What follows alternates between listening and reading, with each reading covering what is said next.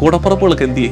ഒരേ അമ്മയുടെ വയറ്റിൽ നിന്ന് പല കാലങ്ങളിലായിട്ട് പെറ്റിട്ടതുങ്ങള് അന്നത്തെ പരിമിതിയിൽ ഒരേ പായെ കിടന്നുറങ്ങി ഒരേ പാത്രത്തിൽ നിന്ന് തല്ലുപിടിച്ചുണ്ട് ഒരുമിച്ചൊക്കെ വളർന്നു വന്നതുങ്ങള് പിന്നെ ജീവിതത്തിന്റെ ഉത്തരവാദിത്തങ്ങൾ തിരക്കുകൾ പല വഴിക്കാക്കി കാണും. സാരമില്ല, കൂടപ്പുറപ്പുകൾക്ക് മനസ്സിലെങ്കിലും ഇടമുണ്ടോ? സൗഹൃദങ്ങൾക്ക് മനസ്സിലെങ്കിലും ഇടമുണ്ടോ?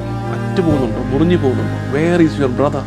നിന്റെ സഹോദരൻ എവിടെ? നിഷ്കളങ്കരെ വേദനിപ്പിക്കരുത്, അവരുടെ കണ്ണീര് രക്തം വീഴരുത്. ഒരു കൂട്ടത്തിലൊക്കെ നിൽക്കുമ്പോൾ ആരെ ഏറ്റവും കൂടുതൽ കളിയാക്കുന്നത്? കൂട്ടത്തിൽ സാധുവിനെയാണ്. ആ പാവമാകട്ടെ ഈ കളിയാക്കലൊക്കെ കേട്ടിട്ട് തലയും കുനിച്ച് അങ്ങനെ നിൽക്കും. അപ്പൊ നമ്മുടെ വിചാരം ഇനിയും അവന്റെ മെക്കിട്ട് കയറാമല്ലോ എന്നുള്ളതാണ്. അവന്റെ നിശബ്ദതയെ ഭയപ്പെടണം. നിഷ്കളങ്കന്റെ ഉള്ളു പടഞ്ഞിട്ടുണ്ട്. ഇനി അവന് വേണ്ടി യുദ്ധം ചെയ്യാൻ പോകുന്നത് ദൈവമാണ്. 2-3 തലമുറ പുറകോട്ടൊക്കെ ഒന്ന് ഓർത്താൽ നിഷ്കളങ്കരുടെ ചോര വീണ കുടുംബ ചരിത്രമുള്ളവർ വരെ ഉണ്ട്.